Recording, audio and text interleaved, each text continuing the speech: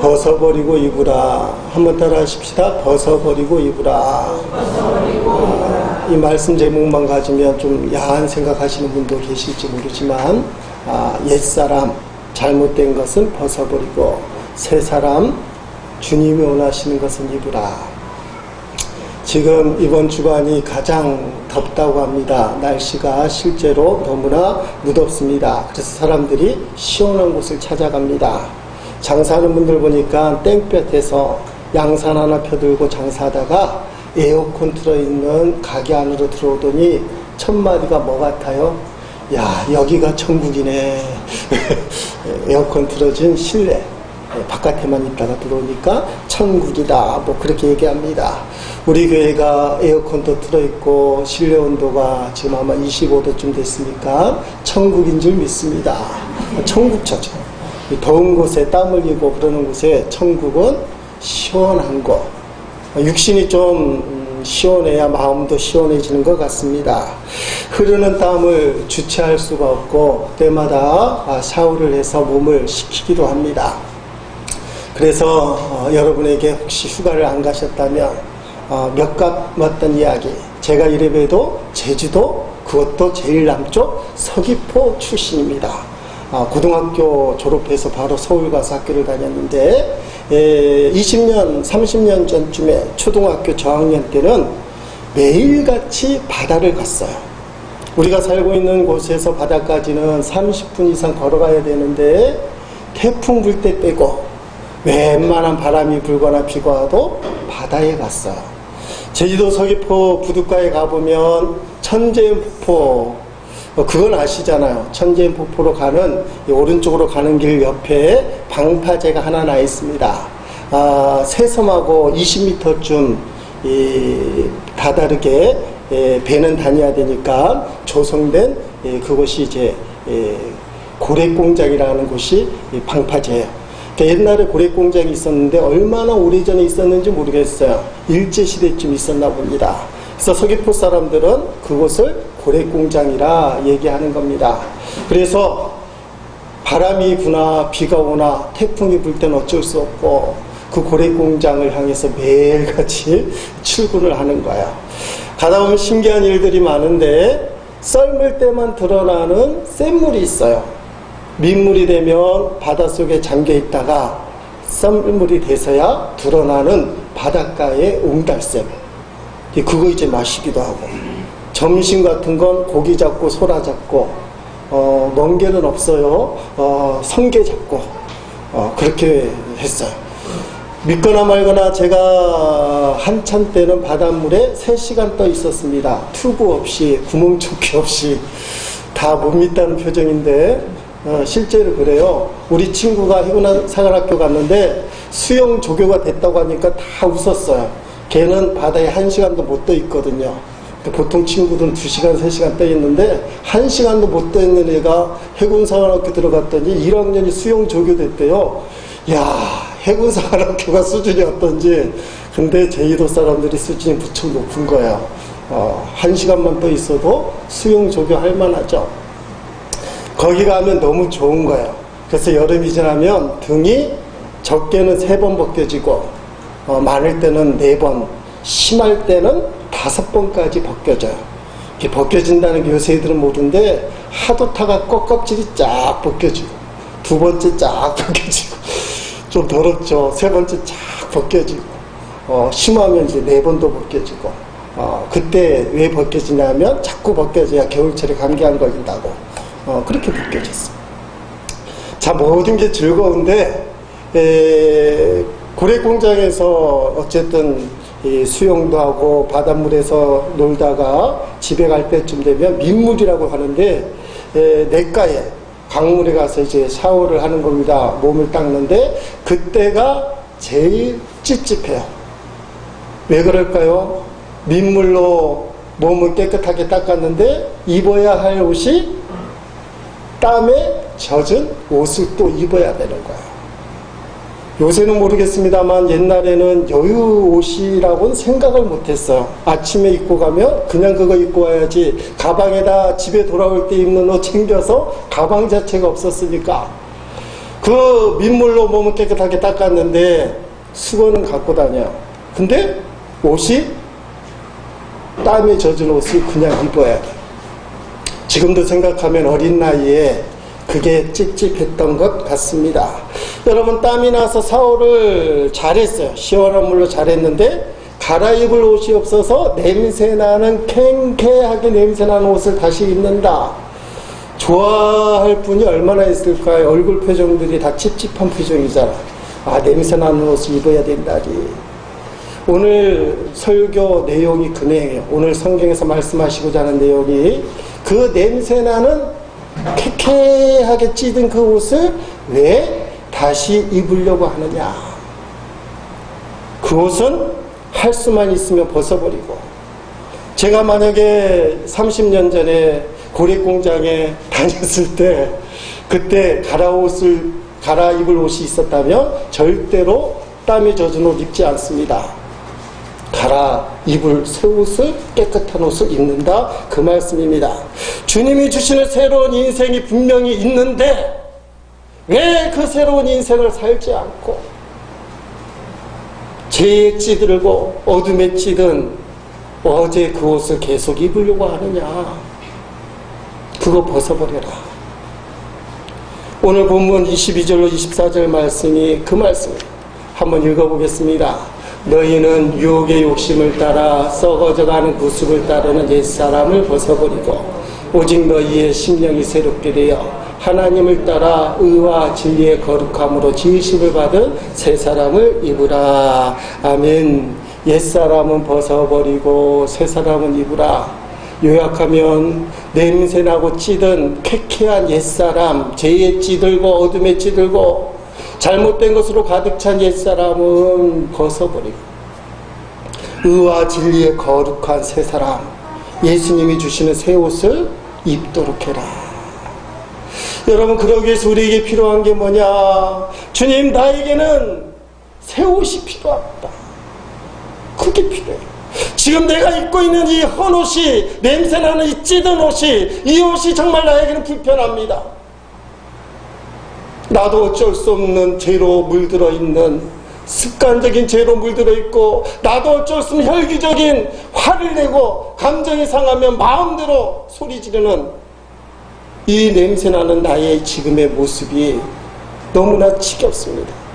내가 예수 안에서 좀 더 새로워질 수 있는데 제가 새 옷을 입기를 원합니다. 예수 안에서 새로운 존재, 새로운 사람으로 살기를 원합니다. 이런 갈망이 먼저 우리에게 있어야만 새 옷을 갈아입는 거예요. 친구들 중에서는 옷에 대한 개념이 없는 친구도 있어요. 걔는 딸랑 2개만 입고 다녀요. 팬티도 안 입고 그냥 반바지에 티 입고 다니는데 얘는 맨날 똑같은 옷 입어요. 저는 집에 가면 갈아입는데 얘는 맨날 똑같은 옷을 입으니까 민물로 몸을 씻어도 새 옷에 대한 갈망이 아예 없어요. 왜냐하면 내일도 똑같은 옷을 입어야 되니까. 걔는 새 옷에 대한 갈망이 없어요. 그냥 찌드는 매일같이 입고 다니는 거예요. 세상에 찌들다 보니까 성도들이 새 옷에 대한 갈망이 어느 날 사라지는 거예요. 그래서 교회 생활이 율법적으로 되는 거예요. 그래봤자 뭐 맨날 냄새만 나던데 뭐 내 삶이 뭐 변화되나? 오늘 말씀 속에서 하나님이 명령하시는 거예요. 쓸데없는 냄새나는 옛날 옷 벗을 수 있다. 너는 새 옷을 입으라. 여러분이 지금 입고 있는 옷이 만약에 마음에 안 드는 옷이라면 내가 이 옷을 던져버리리라. 강력한 소원이 있어요. 벌써 3년이 지났다고 그럽니다. 2010년 남미 칠레에 있었던 산호세 광산에서 있었던 이야기. 지하 700m 매몰된 강구들이 69일 만에 구출된 사건. 전 세계적으로 이게 방송이 되면서 CNN에서 그 마리오라는 강구가 인터뷰한 내용, 지금도 우리 기억에 남는 이야기. 그 사람이 이렇게 이야기했습니다. 지난 40년간의 내 인생을 저 아래에 묻었다. 이제 새로운 사람으로 살고 싶다. 40살 난 마리오라는 사람인데 지하 700m 그 지하 속에 갇혀있고 보니까 69일 동안 있어 보니까 자기 인생을 반추해본 거예요. 지금까지 인생은 저 지하에 묻었다. 이제 덤으로 사는 인생이니 나는 새로운 인생을 살겠다. 여러분의 삶이 지하 어두운 그 700m나 되는 어두운 깜깜한 그런 삶과 같다면 오늘 우리의 입에서 그 외침이 있어요. 더 이상 이렇게 살 수는 없다. 나는 그걸 이제 묻어두겠다. 나는 밝은 광명한 곳으로 나갈 것이다. 그게 새 옷을 입는 거야.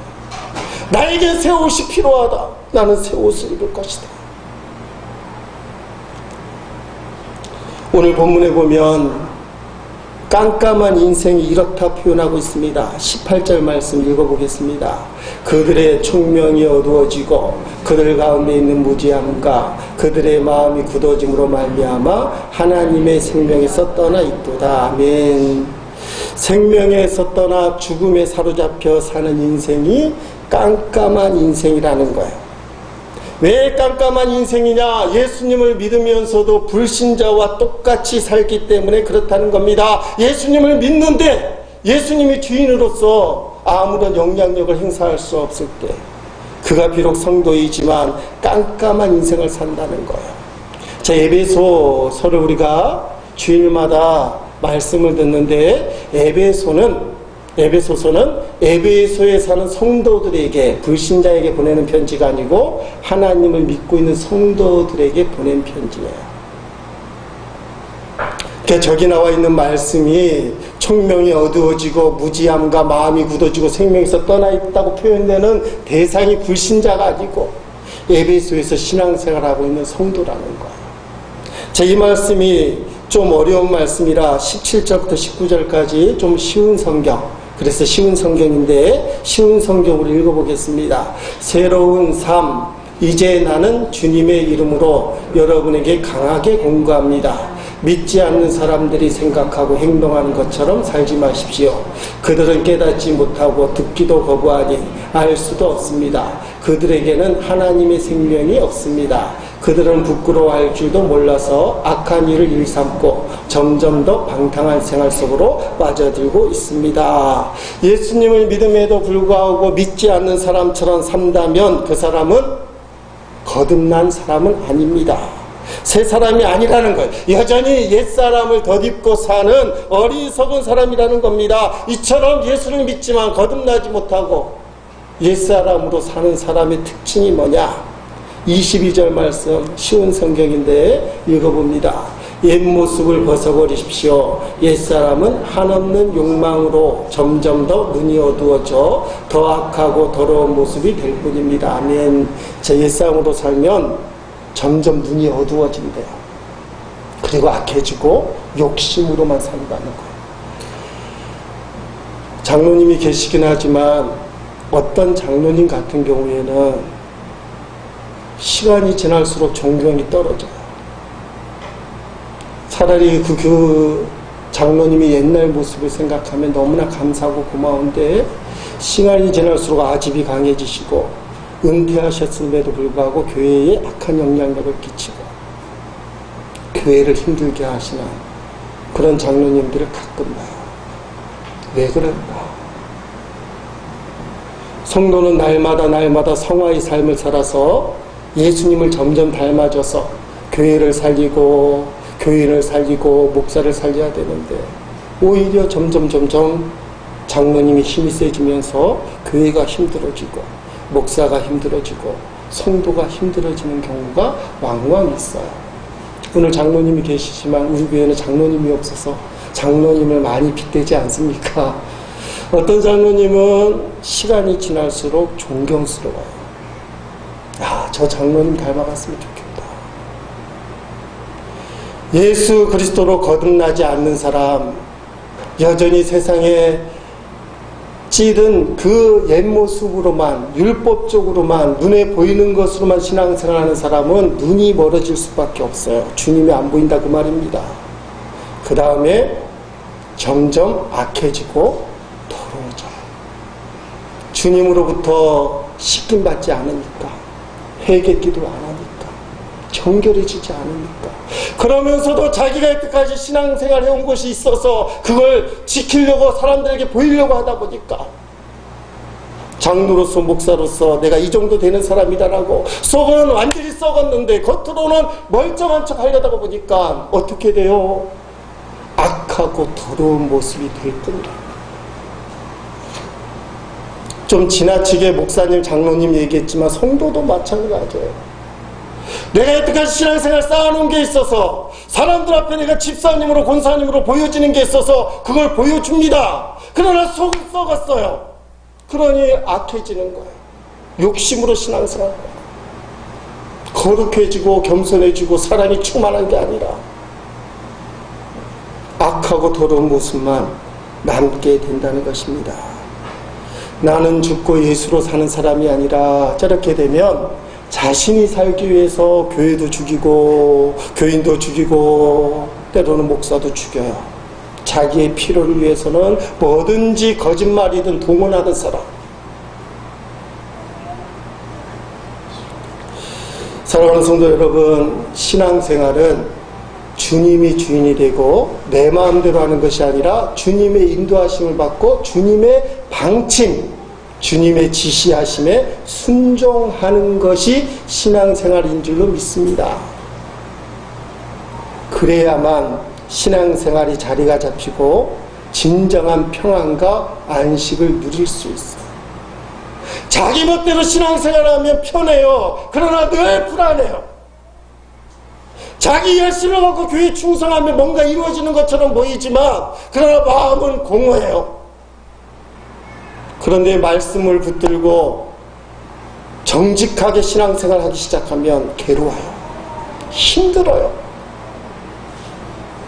어떤 교인의 자신의 근황을 밝히는 그런 고백이에요. 예전에는 하나님을 믿기가 아주 쉬웠습니다. 그런데 믿음에 대해서 깨닫고 나니 믿음이란 것이 하나님의 말씀을 따라 바르게 사는 것임을 알게 되었습니다. 그리고 나니까 하나님을 믿는다는 것이 더 어려워졌습니다. 그러나 믿음을 깨닫고 경험되는 어려운 신앙생활이 내 마음대로 신앙생활을 하던 예전에 비해서 훨씬 평안하고 보람됩니다. 자기 마음대로 신앙생활할 때 감정이 좋으면 뭐든지 오케이, 뭐든지 충성, 뭐든지 뜨거워. 상황이 안 되고 감정이 떨어지면 뭐든지 노, 뭐든지 불평, 원망. 자기 마음대로 하는 거예요. 그때는 신앙생활이 쉬웠어요. 근데 주님을 깨닫고 나니까 너가 너 자신의 감정과 상황으로 신앙생활 하느냐, 말씀을 붙들고 주님 중심으로 신앙생활 하느냐, 주님 중심으로 말씀 중심으로 신앙생활 하려고 하다 보니까 힘들어요. 걸리는 게 많아요. 근데 이분의 고백이 어렵지만 주님 중심으로 신앙생활 할 때에 진짜 평안과 위로가 있었고 행복한 신앙생활이 됐다는 거예요. 사랑하는 성도 여러분, 진짜 신앙 행복을 맛볼 수 있기를 주의 이름으로 축복합니다.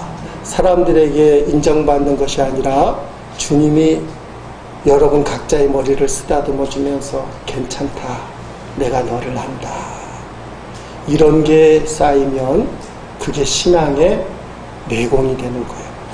어떤 세상 문제 사람이 나를 괴롭혀도 흔들리지 않는 뿌리 깊은 신앙입니다. 겉으로는 잎이 무성한데 뿌리가 약해서 주님을 만나보는 느낌이 없어서 한 번도 주님께서 사랑한다고 품어주시지도 않고 머리를 쓰다듬어 주시지도 않고 너의 아픔을 내가 안다, 나와 함께 눈물 흘리는 것도 체험하지도 않고 공허한 신앙생활을 하는 사람들은 그게 얼마나 무서운 옛사람인지 모르는 사람들, 이런 사람들은 신앙의 참된 기쁨을 못 누리는 거예요. 자, 이제 기본적인 것 좀 다듬어 보려고 하는데, 사형리 때 나오는 모습의 사형리 장면 중에, 자, 한번 읽어보겠습니다. 눌러보면 읽어보겠습니다. 시작. 그리스도를 영접한다는 뜻은 나 중심에서 하나님 중심으로 전환하는 것이며, 내 안에 들어오셔서 내 죄를 용서하시고 그분이 원하시는 사람이 되도록 그리스도께 나를 맡기는 것입니다. 예수 그리스도의 말씀에 지적으로 동의한다든가 감정적인 경험만으로는 충분하지 않습니다. 우리는 의지와 의지의 행위 믿음으로 예수 그리스도를 영접합니다. 자, 다음 그림을 보겠습니다. 자, 눌러보면 다음 두 그림은 두 종류의 사람을 나타내고 있습니다. 첫 번째, 내가 나의 주인인 사람, 인생의 보좌에 자신이 앉아있고 예수님은 내 인생 밖에 계셔요. 내 인생의 왕자에 자신이 앉아있으면 어떤 일이 있느냐? 그리스도는 밖에 있죠. 밑에 거 읽어봅니다. 모든 일을 나 자신이 주관함으로 자주자절과 혼란에 빠집니다. 평안이 없다 이거예요. 자, 두 번째 그림을 보겠습니다. 그리스도가 나의 주인인 사람, 내 인생의 왕자에 주님이 앉아 계시고 나는 내 인생의 왕자에서 내려와서 모든 것을 그리스도께 맡겼습니다. 어떤 일이 벌어지죠? 읽어봅니다. 모든 일을 그리스도께서 주관하심으로 하나님의 계획과 일치된 생활을 하게 됩니다. 아멘. 그래서 평안의 생활, 일치의 행복의 생활을 하게. 자, 다음 그림 보면 여러분이 다 묻는 거. 자, 읽어보겠습니다. 시작. 어느 그림이 당신의 삶을 잘 나타내고 있습니까? 자, 왼쪽이에요? 오른쪽이에요? 인생의 보좌에 내가 앉아서 주님 보고 도와달라고 하는 겁니까? 내 인생의 보좌에 주님이 앉아 계시고 내가 주님께 순종하는 겁니까? 당신은 또 어느 그림에 속하게 되기를 원하십니까? 새 옷을 입는다는 것은 내 인생의 보좌에 주님을 모셔놓고 주님께 순종한다는 거예요. 그게 안 되는 모든 신앙생활은 옛사람이라는 거예요. 인생의 보좌에 내가 앉아있으면 그 사람은 아직도 옛사람이라는 겁니다. 여러분, 어떻게 하면 우리가 새 사람을 입을 수 있느냐? 이게 쉽지 않아요. 하나님의 전적인 도우심이 필요해요. 어거스틴이 쓴 유명한 책이 고백록이라는 책이 있습니다. 그 책에는 여러 가지 내용들이 있는데 특별히 실명을 들어서 설명한 게 있어요. 그 실명이 누구냐? 알리피우스라는 제자의 이야기를 합니다. 알리피우스는 인격도 좋고 학식도 좋고 겸손하고 참 좋은 학생인데 한 가지 문제가 있어요. 원형 경기장에서 벌어지는 검투사의 살인적인 경기.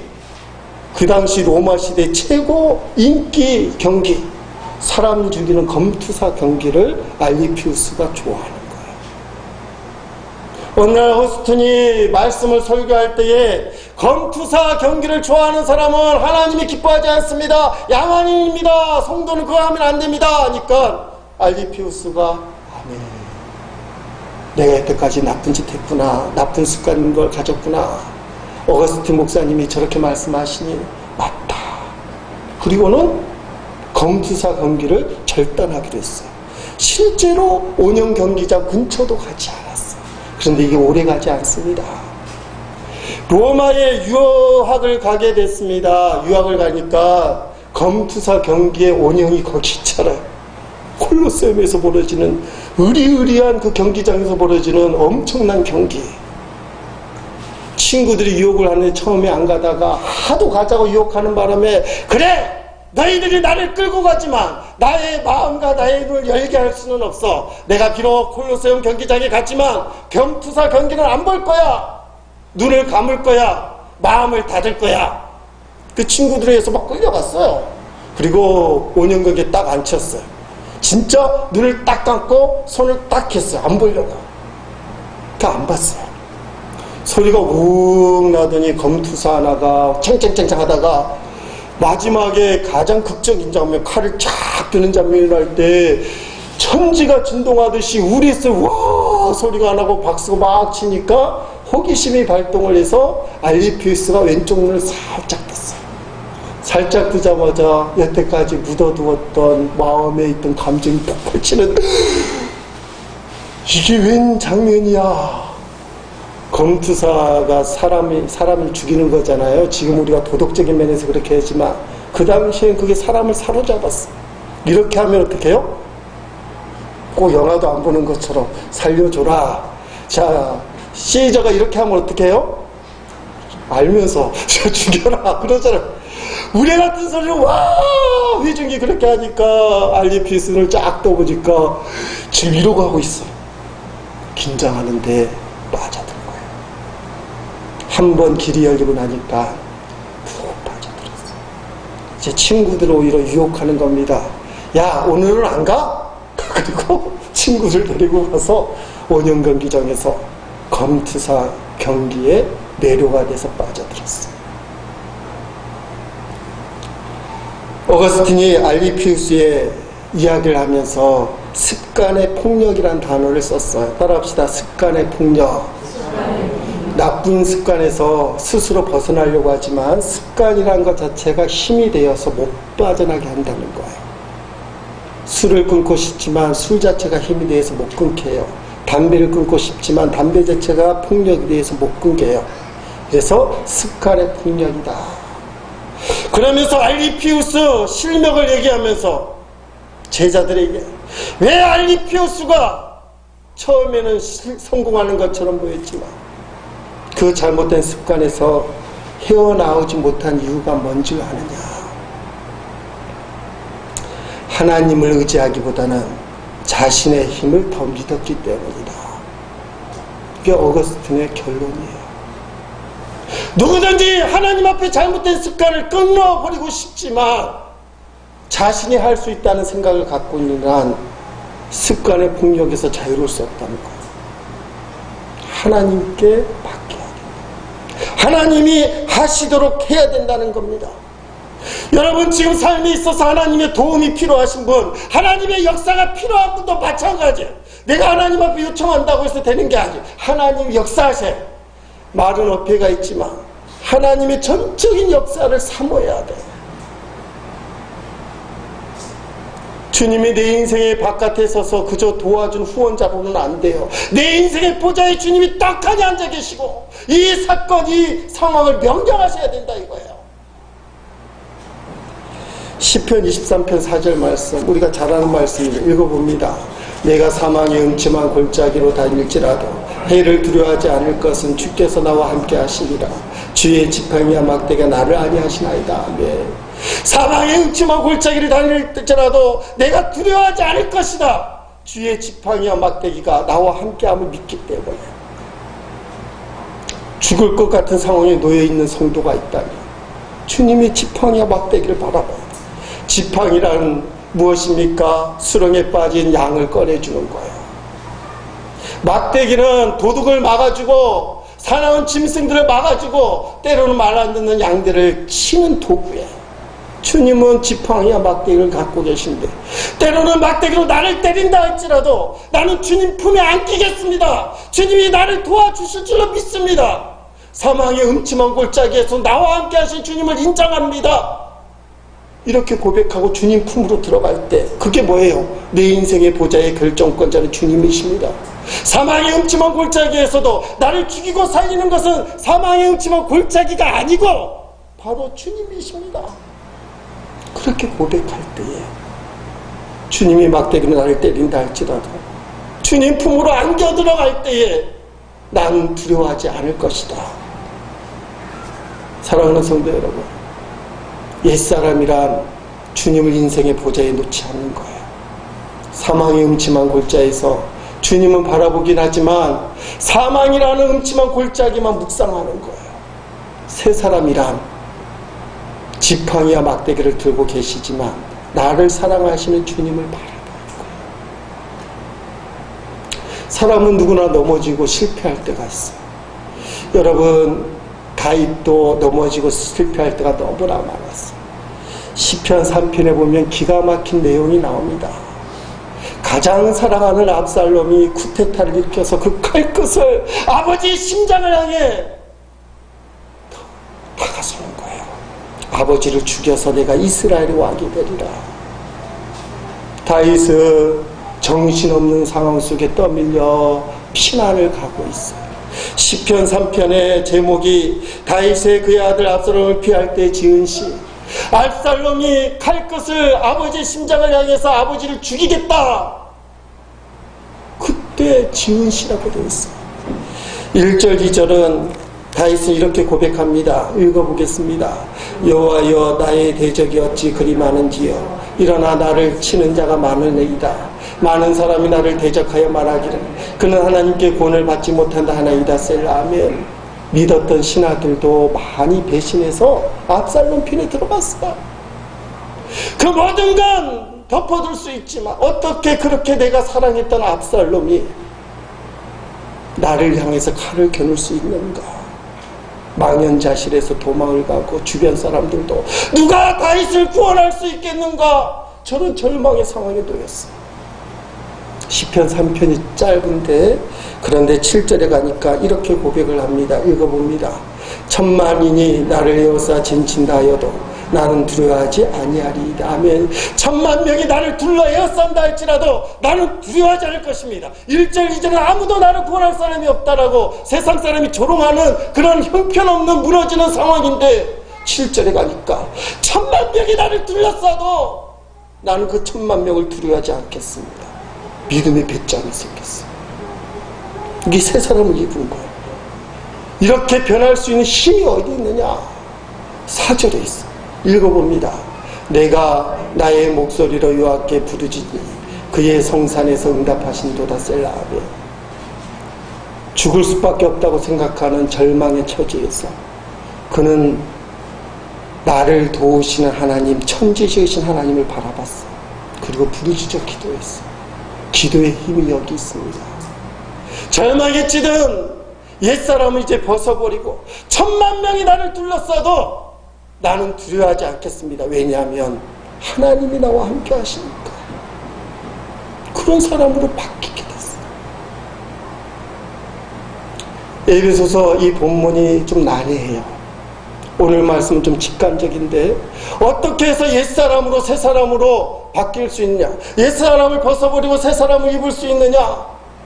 하나님을 바라보고 기도하는 사람이 가능하다는 거예요. 다른 교회 교인이라 늘 불편하긴 한데 예를 듭니다. 닭파로 하는 집사님 부산에도 가게를 5군데쯤 하고 계셔요. 몇 주 전에는 금, 토, 주일 내내 찾아왔어요. 목사가 금요일날 토요일날 얼마나 바쁜지 잘 모르시는 분 같아요. 오시면 2시간 3시간. 이 양반이 엄청난 꿈을 여러분에게 말씀드리면 충격적인 꿈을 꾸고 있던데 지금 너무 잘 돼요. 가게 5개 잘 되는데 자신의 환상에 비하면 너무나 약한 거예요. 그래서 이 집사님은 체험도 있고 말씀도 능통한데 죽겠다는 거예요. 하나님 이해 못하겠다는 거예요. 답답하게. 그 목요일날 금요일날 찾아왔어요. 그래서 목사하고 대화하고 이분은 고민 가운데 계속 기도를 하는 거예요. 중요한 거는 주님께 붙들림 받는 거예요. 이분이 쏙쏙 김밥을 하십니다. 쏙쏙 김밥이 내년도 체인을 200개 해야 된대요. 기도 제목이. 쏙쏙 김밥 별로 마음에 안 드시나 보죠. 쏙쏙 김밥을 하는데 이분이 김밥을 갖고 오시면서 목사와 우리 집사람인 사모에게 이렇게 얘기합니다.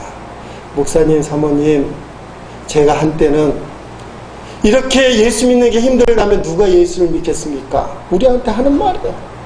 체험도 했지, 물질적인 축복도 받는데 너무나 안타까우니까, 너무 천천히 가는 것 같으니까 너무나 고통스러웠는데 그때 하는 말이 이렇게 예수 믿는 게 어렵다면 누가 예수를 믿겠습니까? 그 이분이 은혜를 회복했다는 거예요. 그래서 저와 집사람에게 김밥을 갖다 주는 거예요.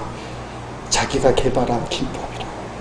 그리고 다시 힘을 내서 열심히 사업을 하겠다는 거예요. 꿈을 향해 달려가겠다는 거예요. 인생은 누구나 옛사람에 젖어들 때가 있어요. 사망의 음침한 골짜기에 파 들어갈 때가 있어요.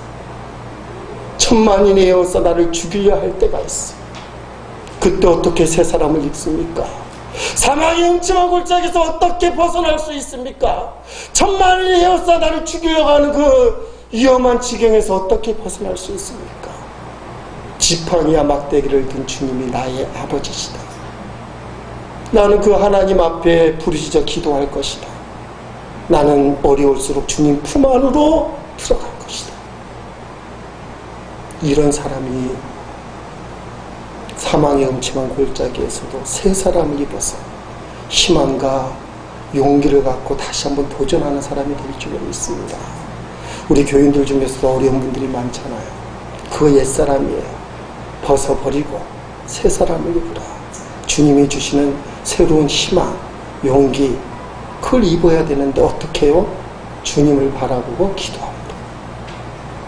옛사람 어둠과 절망에 찌든 죄악에 찌든 잘못된 습관에 찌든 옛사람은 벗어버리고 주님이 주시는 새로운 옷을, 새로운 삶을 살아가는 성도가 되시기를 주님의 이름으로 축원드립니다.